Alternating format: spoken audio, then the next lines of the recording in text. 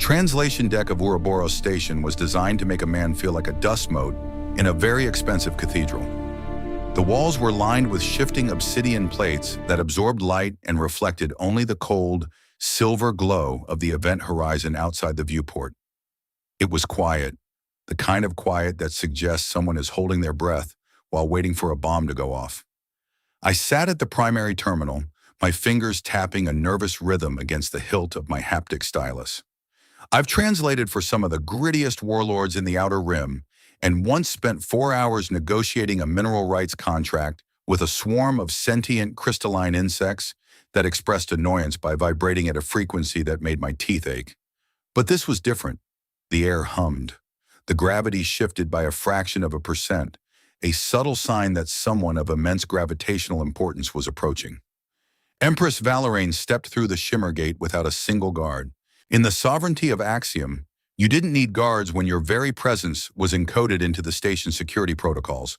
She was striking in a way that felt engineered, too symmetrical, too poised, her skin the color of starlight on deep water.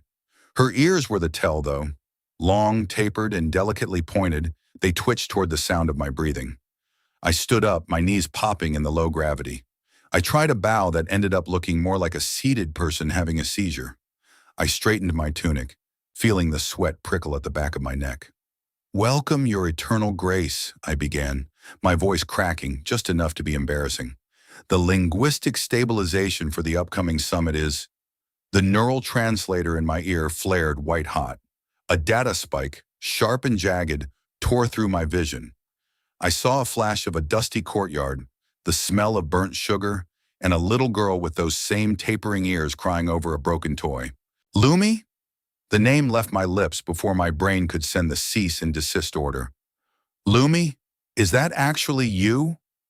The silence that followed wasn't just quiet. It was a vacuum. The obsidian walls turned a violent shade of crimson. The Empress didn't move. She didn't blink. But her pupils contracted until they were pinpricks of dark fire. "What did you call me?" she asked. Her voice was a low vibration that seemed to come from the floor tiles.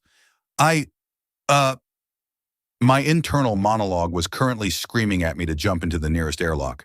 "The software. Glitch, huh? Heavy solar flare activity. You know how Sector 7G gets this time of year." She took a step forward. The air around her felt heavy, charged with the kind of kinetic energy that usually precedes a hull breach. "That name does not exist.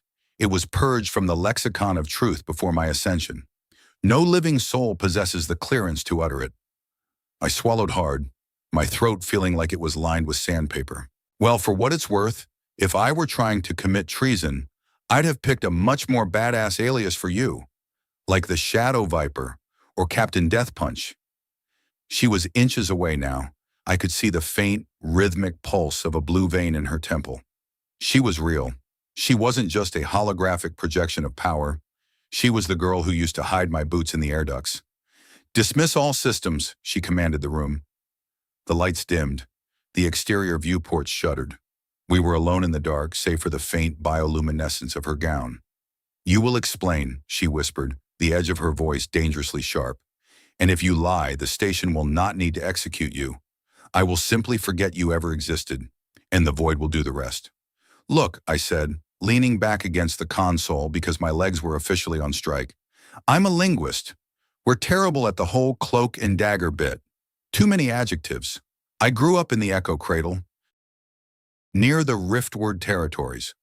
Her expression didn't soften, but her ears pinned back, a defensive reflex I remembered from 20 years ago. "The Echo Cradle was a myth, a fabrication used to explain resource depletion. It was a research outpost, Lumi. Low gravity, terrible protein mash, and a lot of kids from different species being forced to play nice so the scientists could see if unity was a biological possibility." I looked her right in the eyes. "You used to steal my dessert rations every third cycle because you claimed the pink ones made your ears grow faster." Something flickered in her gaze. Not memory, not yet, but a disturbance. Like a stone thrown into a still pond, the ripples hitting the shore of a mine that had been scrubbed clean. "That is impossible," she said, her voice trembling by a fraction of a decibel. "I know," I replied. I've been telling myself that since I saw your face on the Galactic broadcast. But records are just data. People, we're messy. We leak. She turned away, her silhouette framed by the red emergency lights. No one has used that name since I was crowned. I was told I was born from the axiom itself, pure, without the stain of a past. That sounds lonely as hell, I muttered. She spun back to face me. You will stay here. You are now a strategic asset. If you try to bug out, the floor will sedate you. If you try to pulse a message, the walls will scramble your brain. Strategic asset, I repeated, trying to find the humor in it. I've been called worse, usually by my landlord. As she walked toward the exit, she paused at the shimmer gate. Why do you remember when the entire galaxy was told to forget? I looked down at the haptic stylus in my hand. I guess I'm just too stubborn to follow the protocol. Some things are too precious to be deleted, even if they're just memories of bad food and stolen desserts. She left without another word, but the crimson glow of the walls didn't fade. The hunt for the truth had officially begun, and I was pretty sure I was the bait. Isolation in a luxury suite is still isolation. The sovereignty of Axiom didn't believe in iron bars. They believed in gold-plated sensors and doors that only opened when your biometric signature was authorized by a queen. I spent the next 6 hours pacing the length of my quarters. The floor was a soft, synthetic moss that felt like walking on a cloud, and the walls displayed a panoramic view of the Nexera Nebula. It was beautiful. It was also a cage. Strategic asset, I muttered, tossing a nutrient sphere into the air and catching it. Translation: guy who knows too much and is probably going to end up as space dust. The door didn't slide open. It dissolved. Empress Valorine walked in, her regal robes replaced by a sleek, dark gray jumpsuit. She looked less like a deity and more like a soldier. Behind her floated a silver orb, a Namazan drone. Sit, she commanded. I've been sitting for 6 hours, Your Grace. My glutes are starting to lose their sense of purpose. She didn't smile, but she didn't threaten to eject me into the void either. Progress. She gestured to the drone, and it projected a holographic lattice between us. It was a map of a neural network, dense, glowing, and riddled with dark patches that looked like scorched earth. These are my earliest accessible files, she said. The Council calls them the Foundation. Everything before my 20th year is fog. They told me it was the price of the Jiao Thuk Guang mirror protocol. To lead Axiom, one must be free of personal bias. I leaned in, squinting at the dark patches. That's not fog, Lumi. That's suppression. Someone took a digital blowtorch to your childhood. Her eyes sharpened. You speak with a lot of flavor for someone in your position. It's a gift. Look at these clusters. I pointed to a jagged edge of light near the temporal lobe. The trauma of the erasure left scars. If we can find a resonance frequency, a word, a sound, a memory, we might be able to bypass the firewall. She looked at the projection, her hands trembling slightly. The Council says that seeking the past is a form of treason against the future. The Council sounds like a bunch of guys who never had a friend, I said. I hesitated, then reached out, my hand hovering near the hologram. In the cradle, you weren't an empress. You were a terror. You once tried to build a rocket out of recycled food trays. You said you wanted to see if the stars were actually made of light or just very bright holes in the sky. She sat down on the edge of a floating chair, the poise finally cracking. I remember. The cold. Not the cold of space, but the cold of a metal floor. And a voice, a boy's voice, telling me that the holes were doors. That was me, I said softly. I was trying to stop you from crying because the supervisors had taken away your drawing pads. The Namazani drone emitted a low-frequency hum. The holographic lattice shifted, a small spark of gold appearing in the middle of a dark patch. A memory anchor, I whispered. It's reacting to the stimuli. Suddenly, the station's internal comms chimed, a polite, melodic sound that always preceded bad news. Empress, Counselor Veyer requests an immediate audience regarding the anomalous variable in Sector 4. Valorine's mask snapped back into place instantly. The vulnerability vanished, replaced by a wall of obsidian. Stay here, Kalen. If Veyer finds out what we are doing, He won't wait for a trial. He'll call it maintenance and scrub us both. Vayer, I said, the name tasting like bile. He was the head of the Echo Cradle project, wasn't he? The one who told us we were going on a grand adventure right before the gas filled the dorms? She paused at the door, her ears twitching with a sudden, violent intensity. I do not remember his face, but I remember his smell, formaldehyde and old parchment. That's him, I said. Classic villain aesthetic. I will handle the council, she said, her voice regaining its imperial weight. You will find a way to stabilize that anchor. If we are going to do this, we need more than just stories. We need proof that Axiom is built on a lie. Hey, I called out as the door began to rematerialize. Just be careful. Queens are replaceable to guys like Vayer. Memories aren't. She didn't look back, but the door stayed transparent for a second longer than necessary. I turned back to the glowing golden spark in the hologram. It was tiny, fragile, and buried under 20 years of state-mandated amnesia. But it was there. And as a linguist, I knew that once you find the first letter of a lost language, it's only a matter of time before you find the whole story.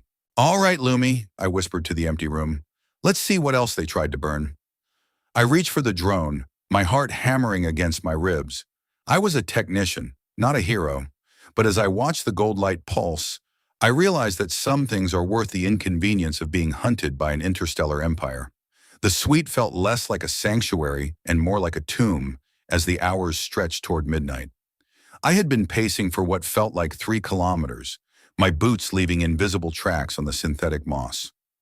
The golden spark in the holographic lattice, the memory anchor, remained steady, a defiant little star in a galaxy of manufactured shadows. I knew I should be sleeping, but every time I closed my eyes, I saw the face of Counselor Vayer, a man who had turned forgetting into a primary industry. The door dissolved with a sharp electronic hiss that made me jump nearly 30 centimeters off the floor. Empress Valeraine Lumi stepped in, but the imperial poise was gone. Her shoulders were tense, and her breathing was ragged. She didn't look like a god today. She looked like a survivor. The council is moving faster than anticipated, she said, her voice dropping to a conspiratorial whisper. Vayer has invoked the sanctity of the present. They're pushing for a full system recalibration. They want to scrub the station's archives, Kalen. Everything. If they do that, the data shard you hold becomes a death warrant. Recalibration is a fancy word for a lobotomy, I said, leaning against the console. We need to move. If we can't get to the primary vault, we need to find a back door. You're the Empress. Don't you have a skeleton key for this place? She shook her head, her tapered ears flattening against her silver-dark hair. The sovereignty was designed to be self-correcting. Even the monarch is a gear in the machine. If a gear starts to wobble, the machine replaces it. My authority is absolute only as long as I remain predictable. Well, you've officially stopped being predictable, I muttered, which means it's time to get our hands dirty, or, in this case, digitally compromised. I turned back to the Mnemosyne drone. The silver orb was hovering patiently, waiting for instructions.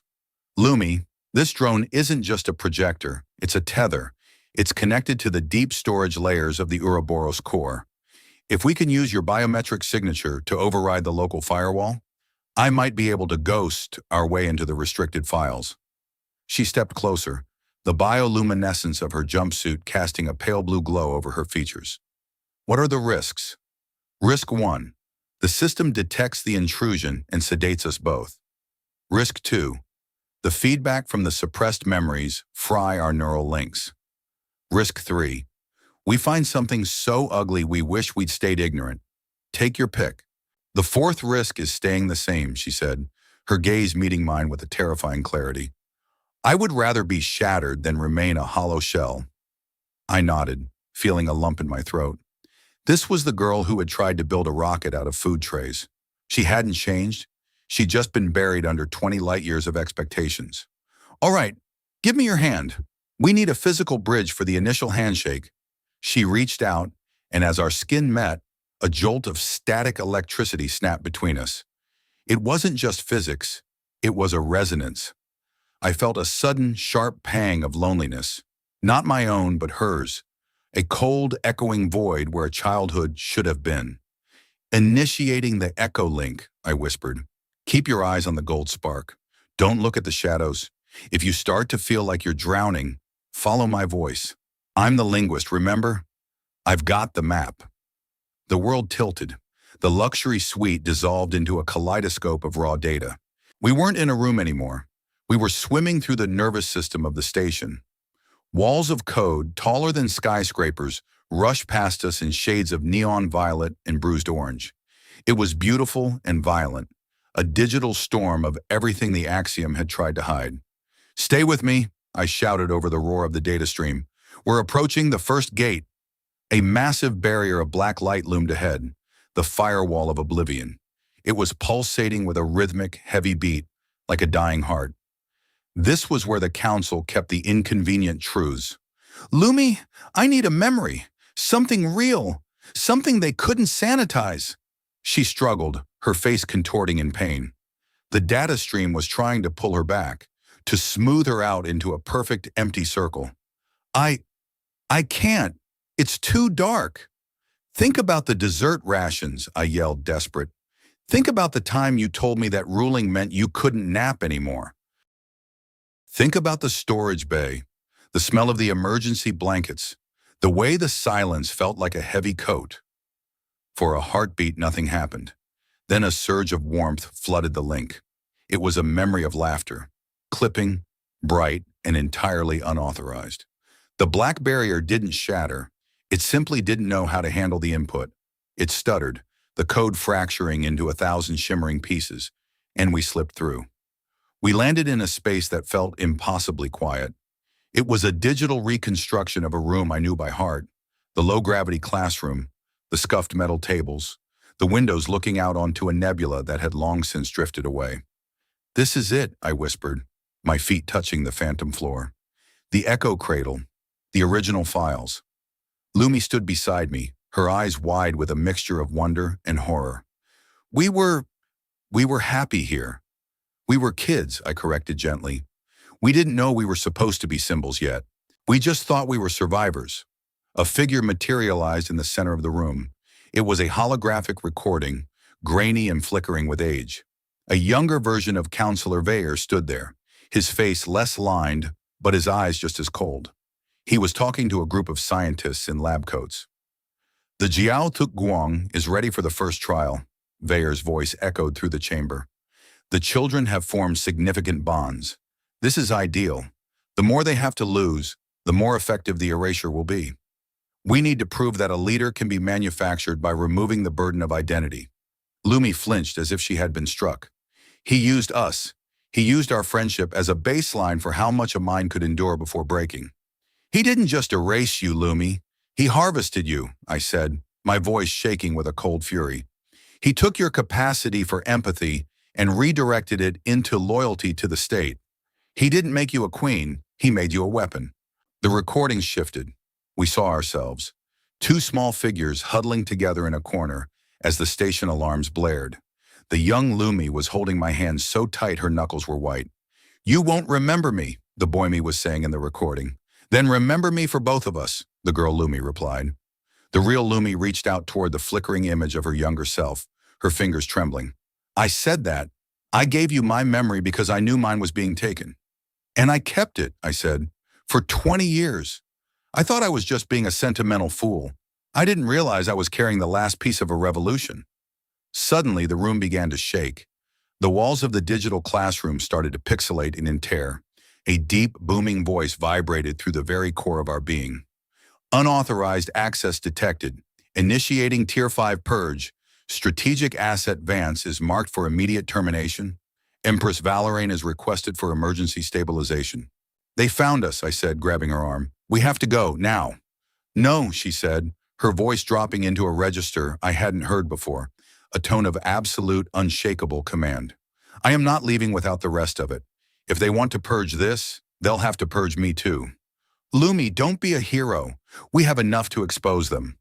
We have facts, Kaelin. We don't have the soul, she said, her eyes glowing with a fierce golden light. The Council thinks that by removing our scars, they made us better. They're wrong. Our scars are the only things that tell us we're real. She lunged toward the central data pillar, her hands sinking into the glowing light. The station screamed in protest. Power surged through the link, white and blinding. I felt my own mind being pulled apart, my memories of her, of the cradle, of the long years of silence, all swirling into a vortex of light. Lumi, pull back! You're gonna burn out! I am the Empress!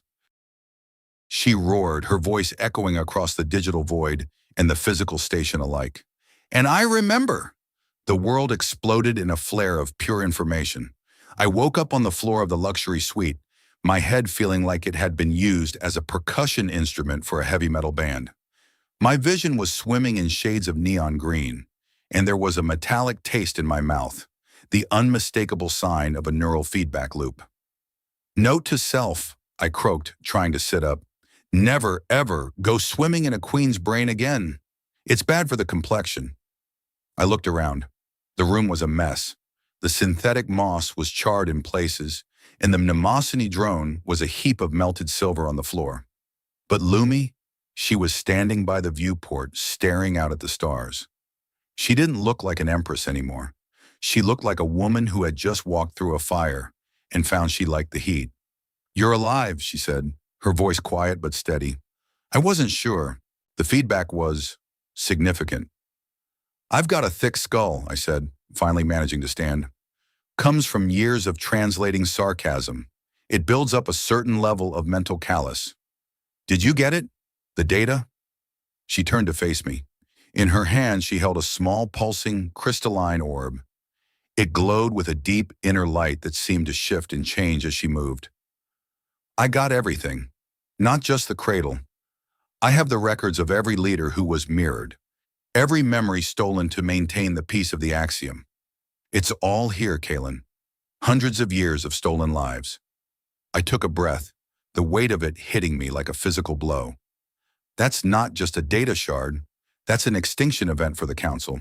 If the people find out their perfect leaders are just hollowed out shells of stolen memories, they won't just find out, she said. They will feel it. This shard is experiential. It doesn't just show the truth. It transmits the emotion of it. Vayer didn't just erase us. He stored the pain because he thought it was a useful energy source for the station's subconscious. He was literally running the sovereignty on the heartbreak of children.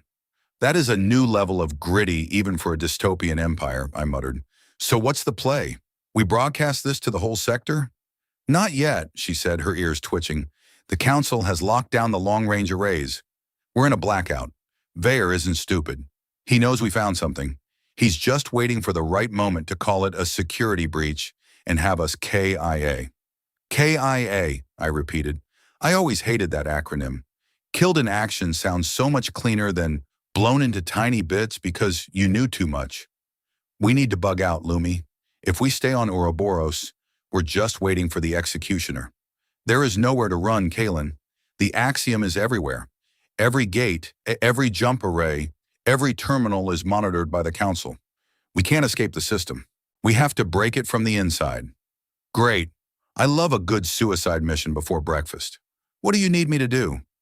She looked at me, and for a second I saw the girl from the cradle again, the one who was always 3 steps ahead of the supervisors.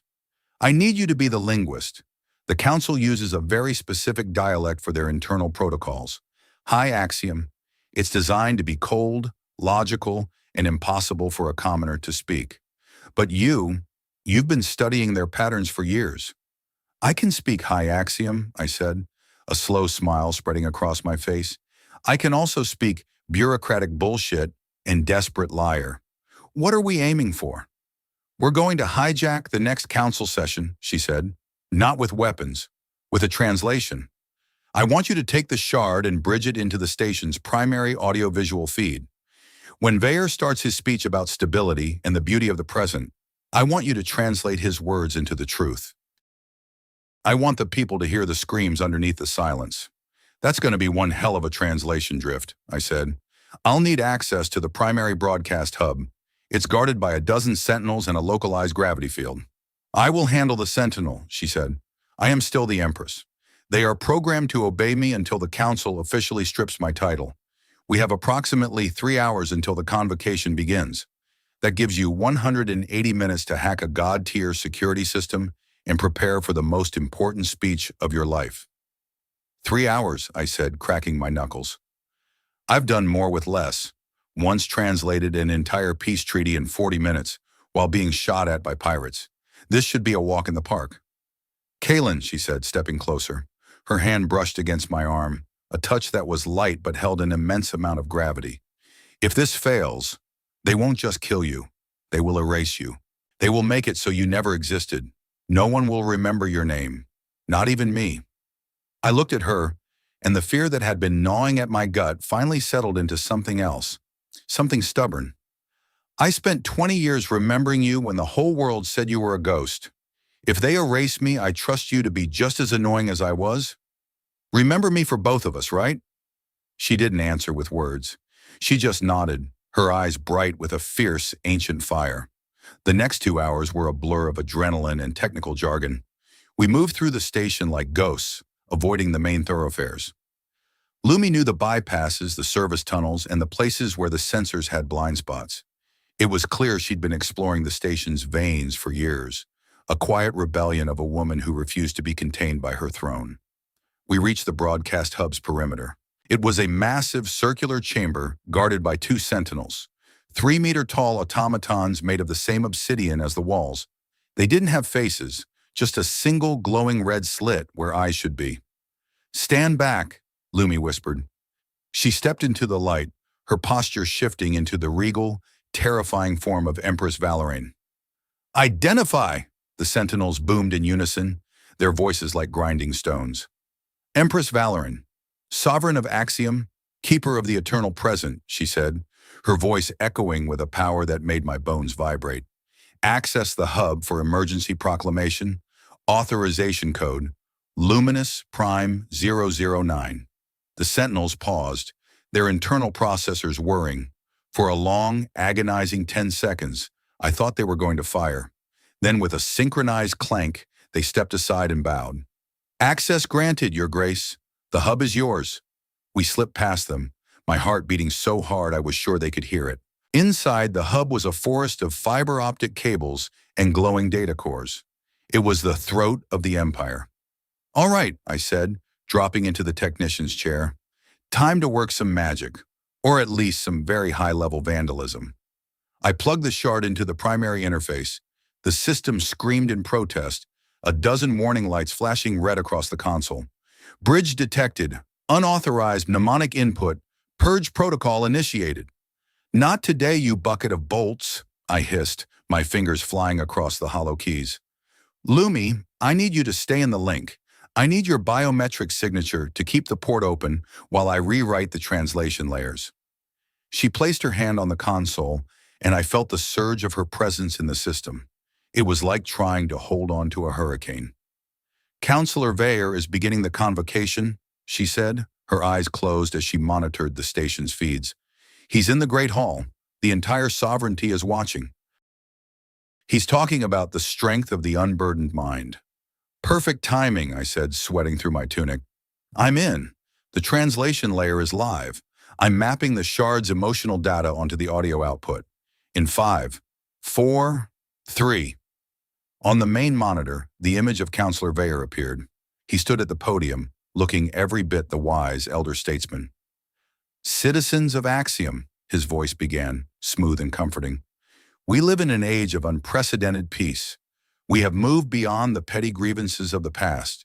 We have forgotten the pain of our ancestors so that we may build a future of pure logic and—" I hit the final key. "And we have built this future on the backs of children whose names we have stolen." The audio suddenly shifted. It was still Veyer's voice, but it was layered with 1,000 other voices. The voices of the children from the cradle, the voices of the leaders who had been mirrored. The sound was raw, filled with a grief so profound it seemed to vibrate the very air of the station. On the screen, Veyer froze. He looked around, confused, as the holographic displays behind him began to flicker. Instead of charts of economic growth, they showed images of the echo cradle. They showed the gas filling the dorms. They showed the young Lumi crying as her memories were torn from her mind. We told them it was a gift, the translated voice continued, the high axiom logic being stripped away to reveal the rot beneath. But it was a harvest. We didn't want leaders. We wanted mirrors. We wanted people who would never question us because they had nothing to compare us to. Kaylin, it's working, Lumi whispered, her eyes fixed on the monitor. Look at the data streams. The entire sector is reacting. The happiness index is plummeting, but the engagement levels are off the charts. They're starting to remember. Suddenly, the broadcast hub's doors were blown off their hinges. Not dissolved, blown. A squad of elite council enforcers stormed in, their pulse rifles leveled at my head, and behind them, looking like he had just stepped out of a nightmare, was Councillor Veyer. He wasn't the wise statesman anymore. He was a man whose empire was crumbling, and his face was a mask of pure, unadulterated rage. Terminate the human, Veyer hissed, pointing a trembling finger at me, and secure the Empress. She has clearly suffered a total neural collapse. We will recalibrate her, permanently. Wait! Lumi stepped in front of me, her arms outstretched. If you kill him, the broadcast continues. I've looped the shard into the core. It's a dead man's switch, Veyer. The only way to stop the truth is to blow up the entire station. Veyer paused, his eyes darting between the monitors and the pulsing shard on the console. You think you can win? You think the people want the truth? They want comfort, Valeraine. They want to forget that they are small and mortal and filled with regret. You haven't freed them. You've cursed them. Then let them be cursed with the truth, she said, her voice echoing with the strength of a woman who had finally found her name. Because a life without memory isn't a life at all. It's just a very long sleep. The enforcers hesitated, their rifles dipping. They were looking at the screens, watching the images of their own stolen past. One of them, a man with a scar across his cheek, lowered his weapon entirely. I remember that room, he whispered, his voice cracking. I remember the smell of the emergency blankets. Veyer's face went pale. Enforcers, comply! That is a direct order. But the silence that followed was absolute. The machine was breaking. The gear had wobbled, and instead of being replaced, it had invited the whole system to wobble with it. Lumi turned to me, a small, tired smile on her lips. I think we just made things very complicated, Kaylin. Complicated is my specialty, I said, wiping the sweat from my brow. Now how about we get out of here before the council remembers how to use their backup plan? The broadcast continued to pulse, a heartbeat of memory in a galaxy that had been silent for too long. We weren't safe, not by a long shot, but for the first time in 20 years, when I looked at the woman standing beside me, I didn't see an empress. I saw my friend, and that was a memory worth fighting for. The station shuddered as the jump arrays began to prime themselves, not for a planned departure, but as a reaction to the chaos. The future was unwritten, messy, and probably going to involve a lot of running. Let's move, and I said, grabbing the shard. Time to bug out. No, Lumi said, her hand resting on the console one last time. Time to lead. The doors to the hub didn't close this time. They stayed open, an invitation to a truth that no one could ever erase again. The aftermath of a revolution doesn't sound like a cheering crowd. It sounds like the static of 1,000 broken connections. Ouroboros Station was no longer a well-oiled machine of imperial efficiency. It was a confused metallic beast, groaning under the weight of 1 billion rediscovered tragedies. Councillor Veyer had been detained, or rather, he had been pinned into a corner by the sheer, silent weight of his own enforcers' realization. They hadn't shot him, but they had stopped listening, which for a man of his ego was a far more clinical execution. However, the victory felt brittle. We were in a small, tactical briefing room 4 levels below the broadcast hub, the air smelling of ozone and recycled stress. Lumi, I couldn't call her Empress in my head anymore, not after seeing her eyes during the broadcast, was staring at a tactical display. Her ears were pulled back tight, a sign of extreme focus or extreme distress. The sector is dark, she said, her voice missing its regal resonance. 30 systems have acknowledged the broadcast. 12 are reporting immediate civil unrest. The Council's loyalists are scrambling the fleet at the Helios Gate. They're calling it a cognitive terrorist attack. Cognitive terrorist, I echoed, leaning against a cold metal bulkhead. That's a new one. I should add that to my resume, right next to expert in ancient dialects and professional thief of royal snacks. Kaylin, this isn't a joke anymore, she snapped, her ears twitching. People are waking up to lives they don't recognize. Imagine being 50 years old and suddenly remembering you had a brother you loved who was scrubbed for the sake of your career. The grief is hitting them all at once. It's not a revolution. It's a mass nervous breakdown. I felt the weight of her words. This was the test. We had given them the truth, but truth is a heavy, blunt instrument if you haven't been trained to carry it. I walked over to the console, my boots thudding softly on the deck. We knew it would be messy, Lumi. You can't perform surgery on a galaxy soul without some blood on the floor.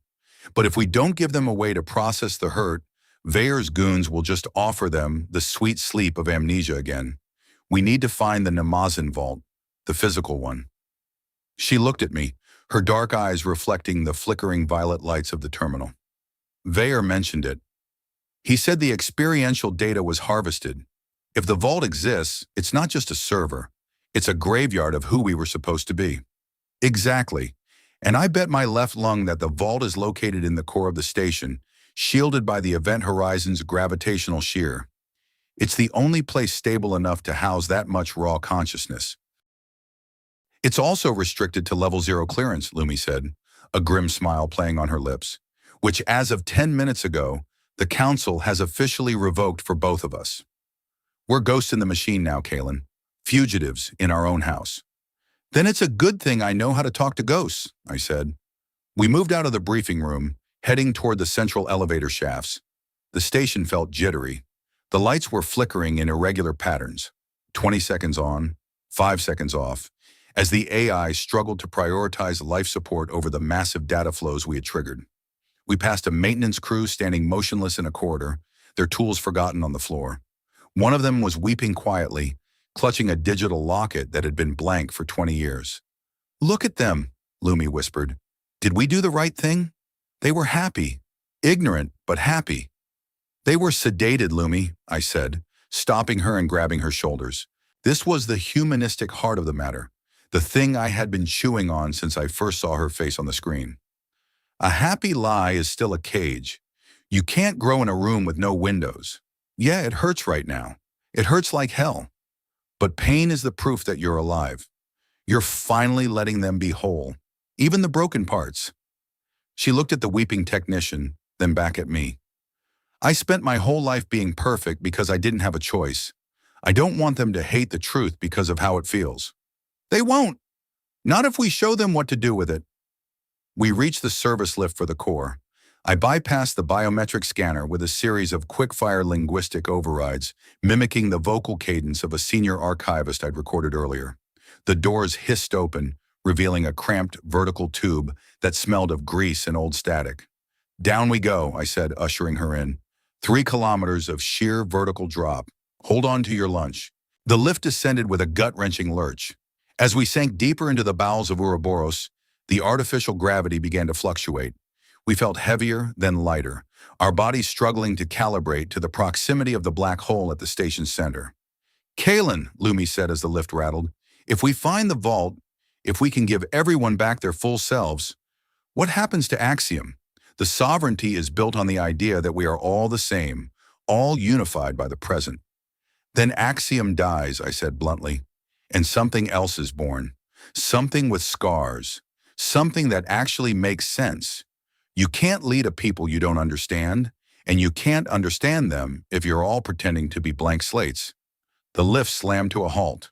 The doors groaned open to reveal a space that defied the laws of conventional architecture. We were standing on a glass walkway that suspended over a literal sea of glowing amber spheres.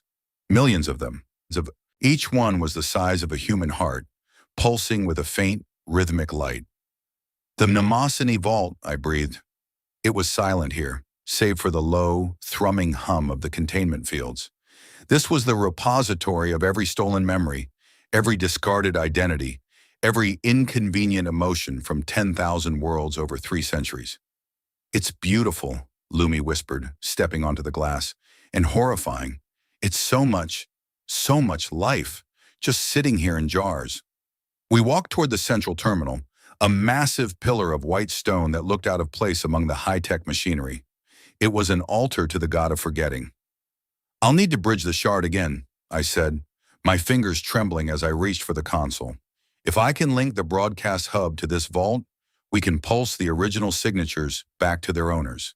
It won't be a download, it'll be a resonance, like a bell ringing that reminds you of a song you forgot."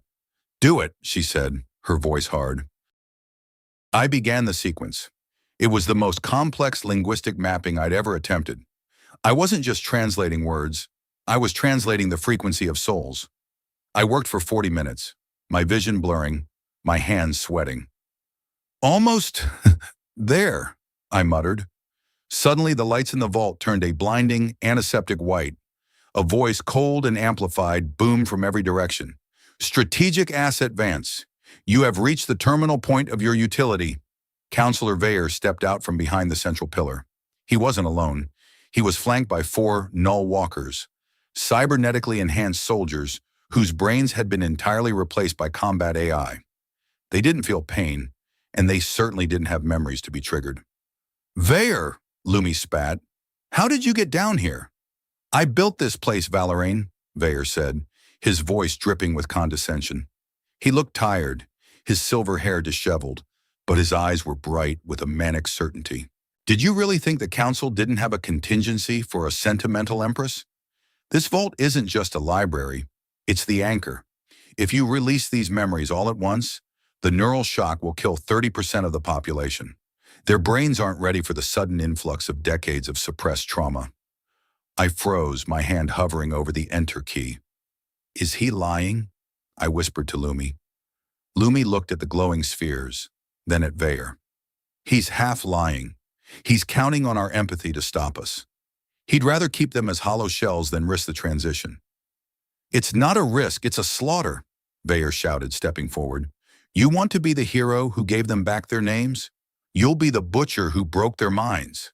Step away from the console, Vance. Now." The null walkers leveled their pulse cannons.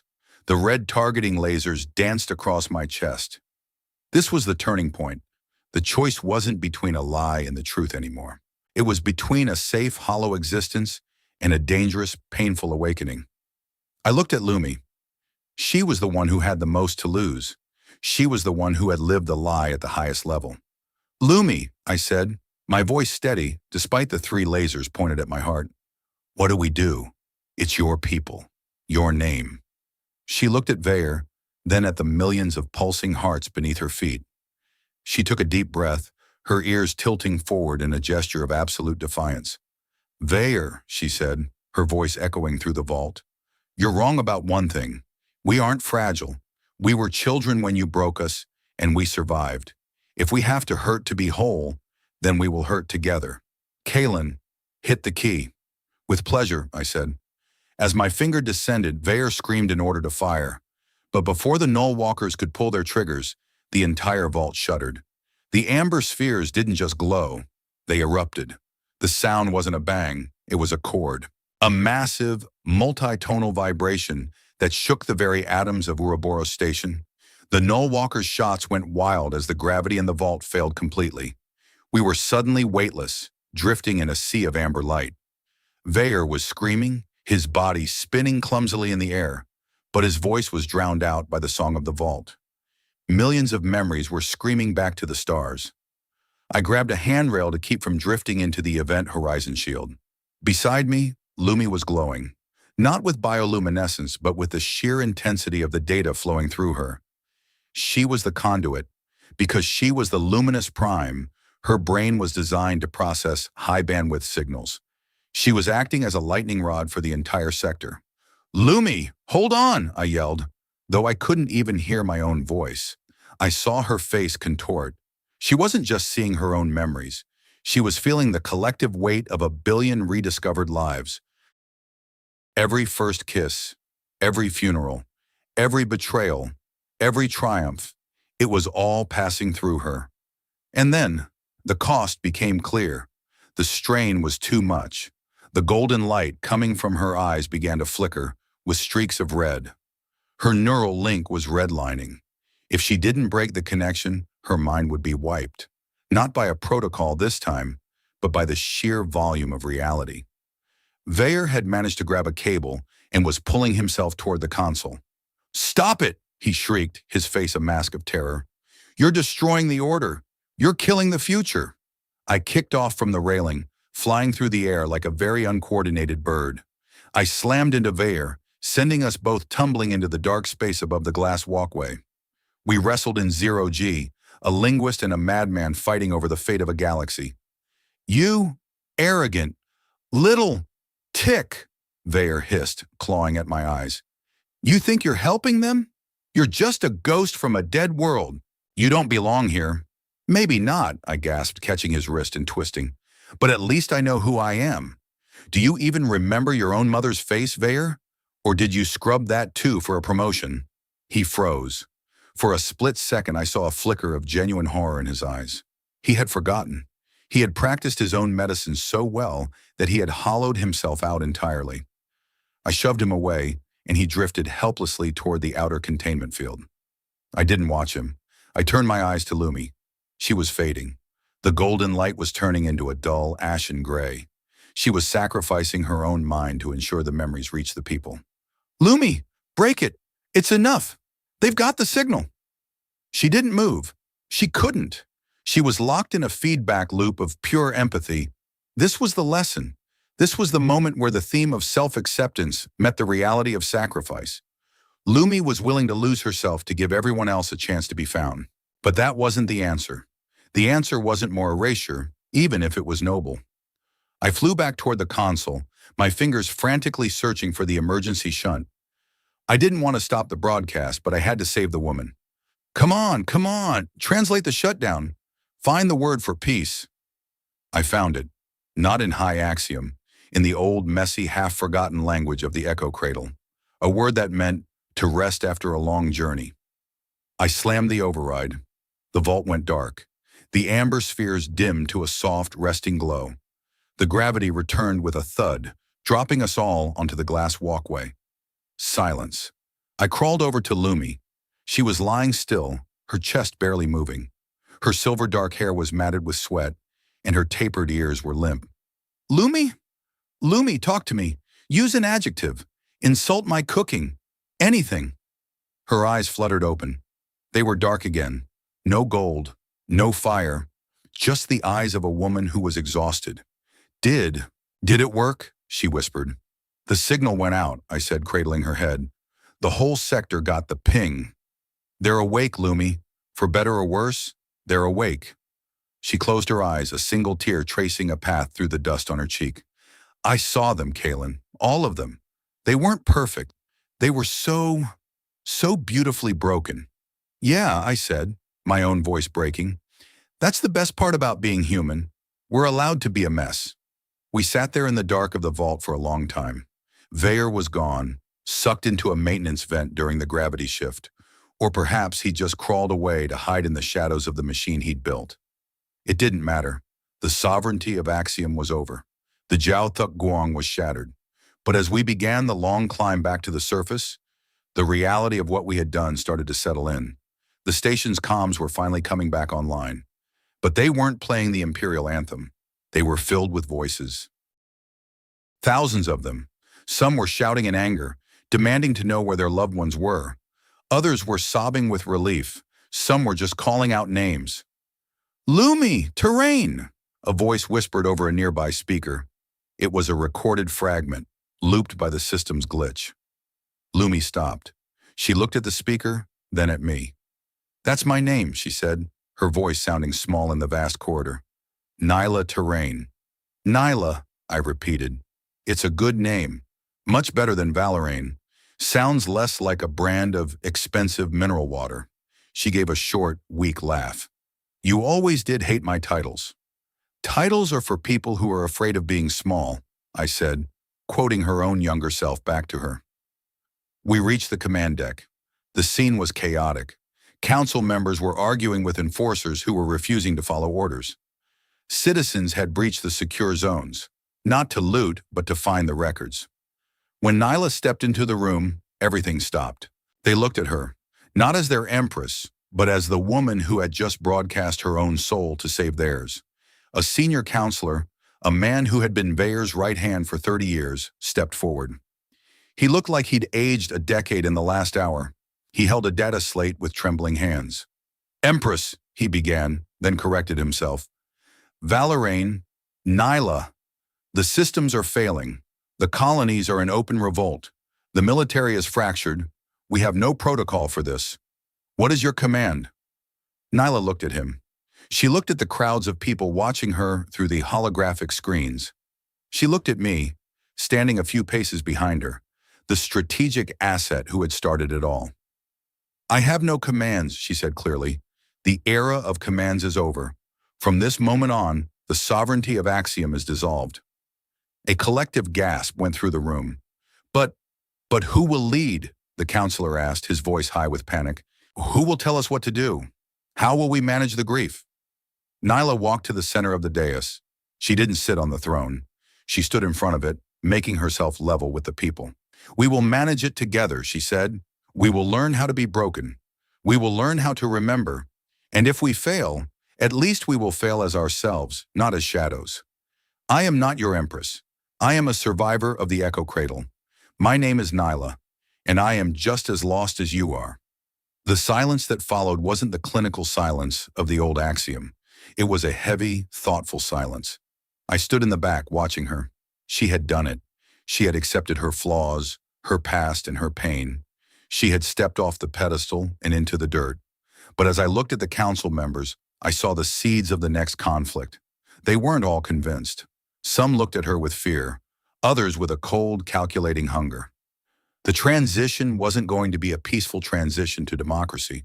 It was going to be a fight, a long, grinding struggle to define what came next. "Kalen," Nyla said, turning to me as the counselors began to murmur among themselves. "Yeah?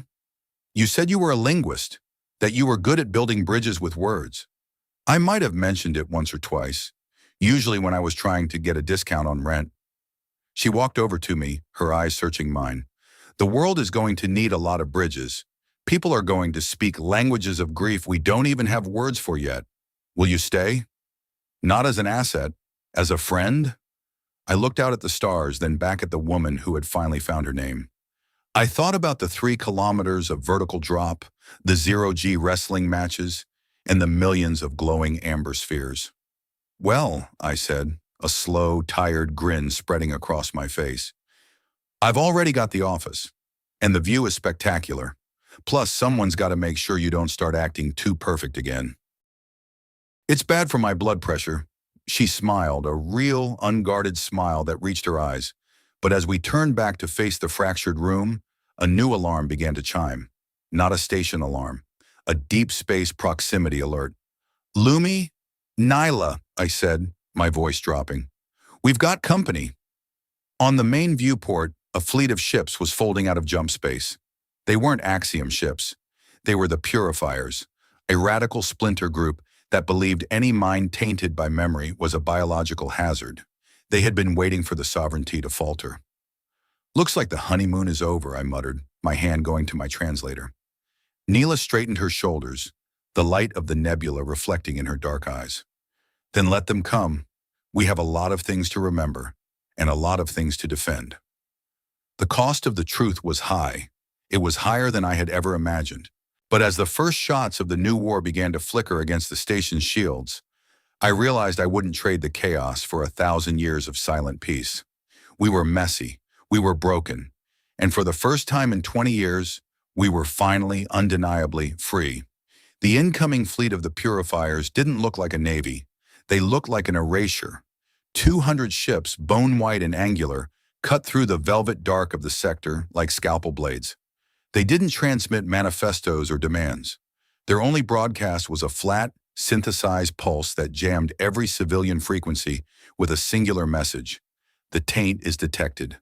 The cure is arriving." "The taint," I muttered, my fingers dancing across the command console in the high-stakes frantic rhythm of a man who was 90% caffeine and 10% terror. I've been called a lot of things by angry ex-employers, but biological hazard is a bit of a reach, even for me. Nyla stood at the center of the bridge, her eyes fixed on the tactical overlay. The station was a mess of contradictory signals. Half the crew was still reeling from the mnemonic surge, clutching their heads as decades of suppressed grief and joy flooded back. The other half was trying to man battle stations they hadn't touched in 50 years of mandated peace. "Kalen, report on the orbital platforms," Neela commanded. Her voice was steady, but I could see the way her hand gripped the edge of the holotable. The knuckles were white. She was terrified, but she was holding the terror like a shield. "Platform 1 through 4 are offline," I said, my voice tight. "The operators are, well, they're indisposed. One of them just realized he has a daughter on a colony 3 sectors away that he's forgotten for 20 years. He's a bit busy having a breakdown. Platform 5 is responsive, but the targeting computer is throwing a fit. It thinks the purifiers are a weather pattern." "Override it," Nyla said, "and get me a channel to the entire station. Not just the military. Everyone." "Lumi, Nyla, the people aren't ready for a pep talk. They're still figuring out which end of their history is up." "They don't need a pep talk, Kalen. They need a reason to stay awake." I patched her through. The audio hummed, the bridge lights flickering as the station diverted power to the long-range emitters. "Citizens of Ouroboros," Nyla began. She didn't use the high axiom register. She spoke with a slight tremor, a humanizing crack in the royal facade. "Many of you are feeling things you were told were weaknesses. You are feeling the weight of names you haven't spoken in years. You are feeling the sharp edge of loss and the confusing warmth of love you thought was gone. The council called this a disease. The purifiers call it a taint. They are coming to give you back the silence. They want to put you back to sleep." She paused, looking out at the bone-white fleet closing the distance. "I cannot order you to fight. I am no longer your empress. But I am Nyla, and I remember the smell of burnt sugar and the sound of a friend's laughter. I would rather die with those memories than live another hour in the perfect, empty quiet. If you want to keep who you are, I need you at your posts." The silence that followed was agonizing. For 10 seconds, 20 seconds, 30 seconds, nothing happened. The purifiers reached the outer perimeter of the Event Horizon shield. Their lead vessel, a monstrosity called the Amnesty, opened its prow like a hungry mouth. Then the console chirped. "This is Lieutenant Drax, Platform 5. A voice crackled through the comms. It was rough, wet with tears, but hard as flint. "I just remembered I was a poet before they drafted me and took my rhymes. If these white-suited bastards want my silence, they're going to have to pry it out of my cold KIA hands. Ready to fire on your mark." "This is Engineering Sub-Level 9, another voice joined in. "We've got the stabilizers back online. We're not letting the sweet sleep back into this house. Not today." One by one, the lights on my board turned from red to a defiant, pulsing green. It wasn't a professional military force responding. It was a mob of people who had just found something worth losing. "They're responding," I whispered, feeling a sudden, sharp lump in my throat. "God, they're actually going to do it." "Open fire," Nyla said. The space around Ouroboros erupted. Platform 5 let out a concentrated beam of thermal energy that sliced through the lead purifier scout like a hot wire through wax. The station's point defense cannons, manned by technicians who were still weeping between shots, filled the void with a chaotic, beautiful storm of lead and light. But the purifiers didn't flinch. They moved with the terrifying coordination of a hive mind. They didn't care about casualties. They were a swarm of erasers, and they were here to scrub the chalkboard of the universe. "Kalen, the Amnesty is launching boarding pods," Neela said, her ears twitching as she watched the sensor ghost. "They aren't aiming for the bridge. They're aiming for the vault." "Of course they are," I spat, grabbing my pulse pistol. "They don't just want to kill us. They want to destroy the source. If they get to the Namazan core, they can detonate the remaining shards. It'll trigger a feedback loop that will wipe every mind within 5 light years. A total reset." "We can't let that happen," Nyla said. She looked at me, and in that moment, the theme of our entire lives crystallized. We weren't just defending a station, we were defending the right to be flawed. "I'm going down there. I'm the only one who can interface with the core to lock it down." "Lumi, wait! You're still recovering from the last jump." "I'm the only one, Kalen," she said, her voice dropping to a whisper. Because I was the luminous prime. I have the keys in my blood. Stay here. Keep the bridge. If I don't make it back, you have to be the one to tell the story. Don't let them forget again. Not a chance, I said, checking the power cell on my weapon. I'm the linguist. I go where the dialogue is. And right now, the dialogue is happening in the basement. We sprinted for the service lift, the station groaning under the impact of boarding pods. The sound was like a hammer hitting a bell, a deep, resonant thrum that vibrated in my teeth. 20 enforcers on our tail, I yelled as the lift doors hissed shut, and they've got null walkers with them. We're officially outnumbered, outgunned, and probably out of luck. Good, Nyla said, a fierce, sharp grin appearing on her face. I always hated a fair fight. It leaves too much to chance. The lift descended into the heart of the station once more. But this time the air was filled with smoke and the smell of ozone. The purifiers had already breached the lower levels. As the doors opened at the vault level, we were met with a wall of white light. Bug out, I screamed, shoving Nyla to the floor as a pulse bolt hissed over our heads, melting the metal of the lift frame. I fired back, the recoil of the pistol jolting my arm. 3 purifier soldiers, dressed in bone-white armor that looked like sterile medical gowns, were advancing through the amber mist of the vault. They moved with a slow, deliberate grace, their weapons held with surgical precision. They aren't soldiers, Nyla whispered, drawing a short, glowing blade from her belt, a relic of the old Dominion. They're janitors. They think we're a mess that needs cleaning up. Well, I've always been a bit of a slob, I said, popping off 2 more shots. Let's show them how much dirt we can kick up. The fight in the vault was a nightmare of shifting gravity and strobe light flashes. We moved through the sea of amber spheres, using the memories of a billion people as cover. It felt sacrilegious, crouching behind a sphere that contained someone's first memory of snow while pulse bolts shattered the glass of the walkway. Nyla, the console! I pointed through the haze. A purifier commander, his helmet a smooth, featureless plate of white ceramic, was already at the terminal. He was uploading a virus, the Void script. It wasn't meant to steal data. It was meant to eat it. Nyla lunged forward, her blade cutting a golden arc through the air. The commander parried with a shock staff, the collision of energy sending a ripple through the amber spheres nearby. You cling to your filth, the commander's voice said, synthesized and cold. You cling to the rot of the past. Why? Why choose the pain? Neela kicked him in the chest, her tapered ears pinned back in a snarl. Because the pain belongs to us. You don't get to take it. You don't get to make us easy to manage. I was pinned behind a data pillar, trading shots with 2 more purifiers. My pistol was whining, the power cell nearly drained. A little help here, Lumi. I'm about 10 seconds away from being very politely murdered. Hang on, she yelled.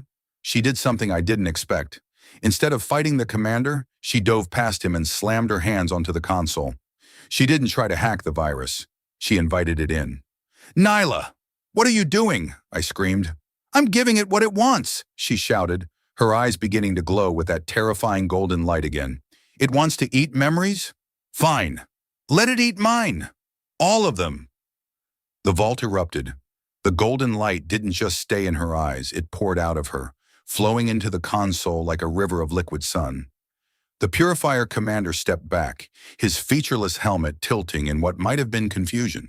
You will be a husk, he said. You will be the very silence we seek. No, Nyla gasped, her body arching with the strain. I'll be the echo that kills you. She wasn't just giving the virus her memories. She was overloading it with the raw, unrefined emotion of the echo cradle. She was giving it the grief of the stolen snacks, the terror of the gas-filled rooms, the joy of the rockets made of food trays. It was too much for the sterile, logical code of the purifiers. The terminal began to smoke. The bone-white ships outside the station suddenly stuttered in their orbits.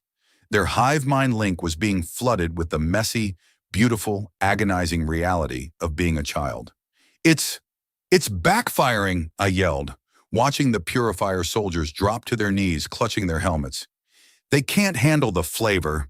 The commander let out a distorted electronic scream as his armor began to crack. The white ceramic turned black, scorched by the heat of a memory it couldn't erase. But Nyla, Nyla was fading. Her skin was turning translucent, her breathing slowing to a whisper. She was pouring every bit of herself into the breach to save the rest of us. "Lumi, stop! That's enough! You're gonna vanish!" I scrambled toward her, ignoring the sparks and the dying soldiers. I grabbed her hands, trying to pull them away from the console. The heat was incredible. It felt like holding onto the heart of a star. "Let go, Nyla. You've done it. They're retreating." She looked at me, her eyes almost entirely white now.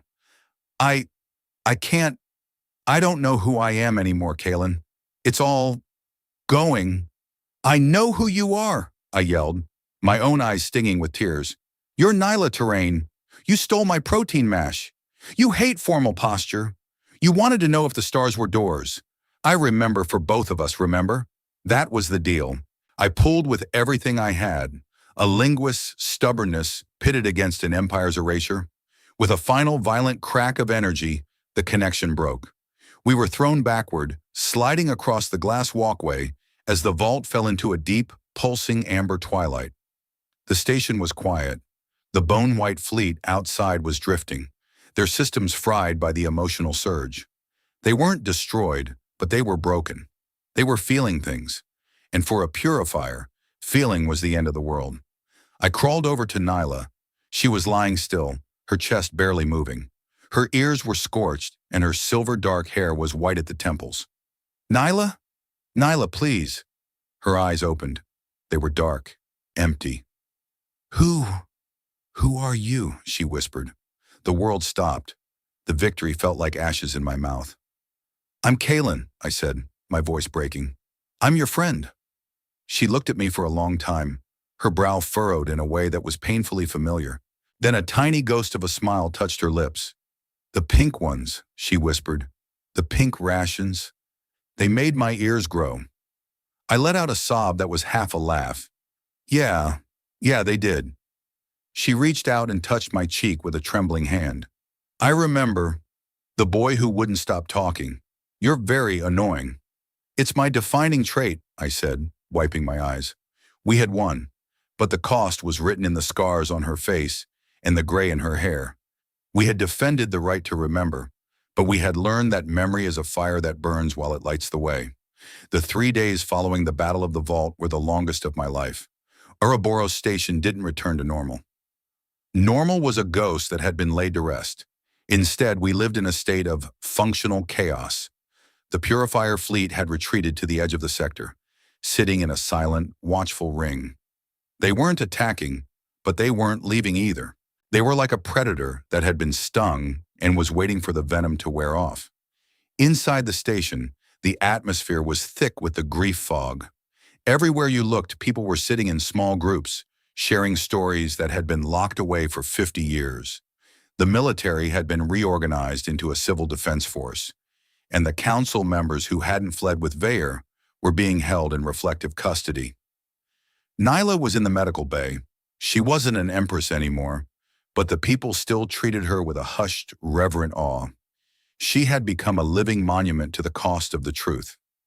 I walked into her room on the 4th morning, carrying a tray of real food, or at least the closest thing the station's hydroponics could manage to a breakfast.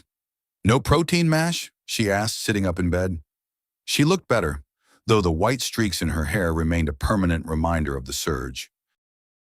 "I figured we'd graduated to actual nutrition," I said, setting the tray down. "It's a multigrain flapjack with synthetic honey. In reality, it's mostly flavored cardboard, but it's a start." She took a bite and winced. "I miss the pink rations. They had more character." "Don't we all?" I said, sitting on the edge of the bed. "How are you feeling? The docs say your neural pathways are remapping.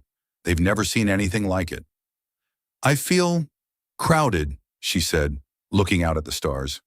"I have my own memories back, but I also have fragments of others. I can feel the grief of the mothers who lost their sons.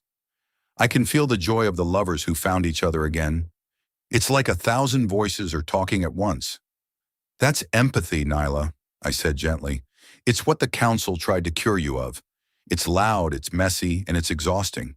But it's the only thing that makes leadership anything other than management." She looked at me, her eyes dark and deep. "I don't want to lead them, Kaylin. I don't want to be a symbol. I just want to be me. Then be you, I said. But you is the person who just saved 1 billion lives. You don't get to just walk away from that. People need to see that you can live with the scars. If you can do it, they can do it too. Is that the lesson? She asked, a faint mocking smile on her lips. That we have to suffer to be worthy? No, I said, leaning forward. The lesson is that we have to be whole to be free. And being whole includes the parts of us that hurt. If you only accept the perfect version of yourself, you're just another mirror in Vare's hallway. She was silent for a long time, watching the shadow of the station move across the face of the nebula. Vare, did they find him? No, he's gone. Some people think he took a stealth shuttle during the broadcast. Others think he's hiding in the maintenance vents, living like a rat in the machine he built. Either way, he's a ghost now. He'll be back, she said. Men like him can't stand a world they can't control. He'll find another system, another Jiao Tuk Guang. He thinks forgetting is the only way to achieve peace. Then we'll be there to remind him he's wrong, I said. The door to the medical bay hissed open, and a young man stepped in. He couldn't have been more than 22 years old. He was wearing the uniform of a station navigator, but it was crumpled and stained. He looked terrified. You're Nyla, he corrected himself, bowing awkwardly. I'm sorry to bother you. My name is Elian. I just found out my grandfather was the one who designed the Event Horizon Shield. They told me he was a criminal who was executed, but I found his records in the vault. He was a hero. He died trying to stop the first erasure. He paused, his voice trembling. I don't know what to do with that. I've spent my whole life being ashamed of my name, and now I don't know who I'm supposed to be. Ha! Nyla looked at the boy. For a moment, she looked like the Empress again, tall, poised, and powerful. But then she reached out and took his hand. It was a simple human gesture that carried more weight than 1,000 decrees. You don't have to be your grandfather, Elian, she said softly. And you don't have to be the person they told you you were. You just have to be the person who remembers him. That's enough. The rest you get to decide for yourself. The boy looked at her, and for the first time, the terror in his eyes began to fade. He nodded, squeezed her hand, and walked out of the room with his head held a little higher. Nyla looked at me after he left. That's going to happen 10,000 times a day, isn't it? At least, I said, you're the chief linguist of grief now. Welcome to the job. I hate you, she said, but she was smiling. I know. It's a very healthy, documented memory. We spent the afternoon looking over the reconstruction plans. The station needed a new governing body, not a council of elders, but a circle of remembrance. We needed schools that taught history as it happened, not as it was edited. We needed a way to talk to the purifiers, to show them that the taint was actually the cure for the emptiness of the universe. As the sun of the sector set behind the nebula, casting long violet shadows across the room, I realized that we were standing at the edge of something entirely new. It wasn't the eternal present the council had promised. It was a fragile, uncertain future, built on the shifting sands of memory. Kalen, Nyla said as I was getting up to leave. Yeah? Do you ever regret it? Calling me Lumi? Starting the fire? I looked at her, at the white hair, the tired eyes, and the woman who was finally undeniably herself. I thought about the 3 light years of silence we had traded for this beautiful, noisy chaos. Not for a second, I said, because even on the worst day of this new world, I get to talk to my friend, and that's worth all the silence in the galaxy. She nodded, her hand resting on the data shard I'd left on the table. Good, because I have a lot of things I want to tell you. Stories I haven't told anyone in 20 years. I'm all ears, I said, grinning as she playfully swatted at me. The station hummed around us. A new rhythm, a heartbeat of 1 billion souls learning how to beat in unison, scars and all. The purifiers were still there, and Vare was still a ghost. But for the first time, we weren't afraid of the dark. We had the light of who we were, and that was enough to start the day. Outside, the stars burned on, no longer bright holes in the sky, but doors that we were finally ready to walk through. The silence that followed the retreat of the purifier fleet was not the sterile, pressurized quiet of the old sovereignty. It was a heavy breathing silence, like a city waking up after a catastrophic storm. Outside the thick viewports of the Ouroboros command deck, the white ships of the janitors had vanished into the fold, leaving behind only the shimmering radiation of their departure. They were gone for now, but they had left a galaxy that no longer knew how to be still. I stood by the primary navigation terminal, my fingers tracing the edges of a console that was partially melted. My head ached with the rhythmic thrum of a dozen minor system alarms, but I didn't silence them. Those sounds were real. They were the groans of a station that had been pushed to its absolute limit and had somehow refused to break. "Status report," a voice said from behind me. It was Counselor Alara. A week ago, she had been a high-ranking member of the Council of Axiom, a woman whose entire existence was dedicated to the preservation of the eternal present. Now her silver robes were stained with oil and dust, and she was holding a data slate with hands that wouldn't stop shaking. She had remembered her brother 3 days ago, a man who had been standardized out of existence 40 years prior. "The purifiers are at least 6 light years away," I said, not turning around. "The event horizon shields are holding at 40% capacity. We've lost 3 of the primary hydroponic bays, so we're back to eating those flavored cardboard flapjacks for the foreseeable future." "And the people?" Ilara asked, her voice small. "They're a mess," I said, finally turning to face her. "We've got thousands of citizens camping in the transit hubs because they can't stand to be in their apartments. The walls remind them of the people who used to live there. We have a lot of anger, Ilara. A lot of questions about who signed the erasure orders." Ilara looked down at her slate. "I did. I signed 12,000 of them. I thought I was being merciful. I thought I was protecting them from the burden of their own failures. Mercy without consent is just a slow-motion execution," I said. It sounded harsher than I intended, but the time for soft words had ended when the first amber sphere shattered. "But hey, you're here. You're helping. That's more than Vayer is doing." "Vayer is a ghost," she whispered, "but the system he built, it's still inside us. Every time I try to think about the future, my brain looks for a protocol to follow, and there are no protocols for this." "That's because the future is a rough draft, not a pre-recorded loop," I said. "You're just going to have to improvise. It's a human specialty." I left her there and made my way to the observation deck. Nyla, the woman the world still tried to call Valeraine, was sitting on a simple metal bench, her eyes fixed on the Nexara Nebula. She wasn't wearing her royal finery. She had found a worn, oversized technician's jacket that looked like it had belonged to a giant. "The council is asking for a transition plan," she said as I sat down beside her. "They want to know when the new election cycles will begin. They want a constitution. They want me to sign a paper saying I'm not a god." "Are you going to sign it?" "I'll sign it in blood if it makes them stop bowing," she said, her ears twitching with annoyance. "Kaylin, I saw a woman today in the medical bay. She was clutching a pair of shoes. Just shoes. She told me she remembered her son wearing them when he was 4 years old. She asked me why I took him away." I winced. "What did you tell her?" "I told her I didn't remember taking him," Nyla said, her voice cracking. "And then I told her that was the worst part, that the people who hurt her didn't even have the decency to remember the names of their victims. We cried together for an hour. It was the most honest thing I've done since the cradle." "You're learning," I said.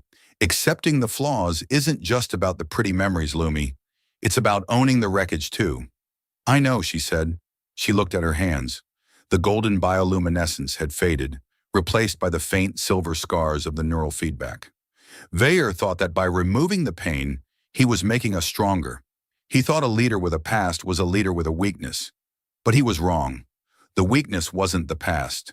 The weakness was the hole where the past should have been. "It's like a ship's hull," I said, looking out at the stars. "A brand new, unblemished hull is pretty to look at, but it's the one with the patches, the welds, and the scorch marks that you know can actually survive a jump through a sun. The welds are often stronger than the original metal." She leaned her head on my shoulder. "I'm tired of being strong, Kaylin. I just want to be real." "You're getting there," I said. "The strategic asset and the Hollow Queen, we're quite the pair of relics, aren't we?" We sat there as the station's artificial night cycle began. The lights dimmed, but they didn't go out. Across the station, thousands of small fires were burning in portable heaters, people gathering together, refusing to sit in the dark. The sovereignty was dead, and the dawn that was coming was going to be cold, uncertain, and filled with the ghosts of a billion forgotten lives. But for the first time in 20 years, the people of Axiom weren't dreaming someone else's dream. They were wide awake, and they were finally painfully home. The final transition of power took place on a Tuesday, exactly 6 months after the broadcast that shattered the sovereignty. We didn't hold it in the grand hall with its obsidian walls and gold leaf ceilings. We held it in the central plaza of the Echo Cradle, the place where it had all begun. The room had been cleaned of its soot and blood, but we hadn't repaired the cracks in the floor or the scorch marks on the pillars. Nyla had insisted on that. "Let the building remember too," she had said. Thousands of people were packed into the plaza, and millions more were watching via the new, decentralized comlink. There were no fanfares, no guards in ceremonial armor. Just a woman in a simple gray tunic and a man with a translator in his ear and a nervous twitch in his fingers. Nyla stepped up to the small wooden podium. She looked out at the crowd, a sea of faces that were no longer uniform. There were different species, different ages, and a staggering variety of expressions. Some looked at her with hope, others with skepticism, and many with the quiet, lingering sadness of those who were still learning to live with their regained ghosts.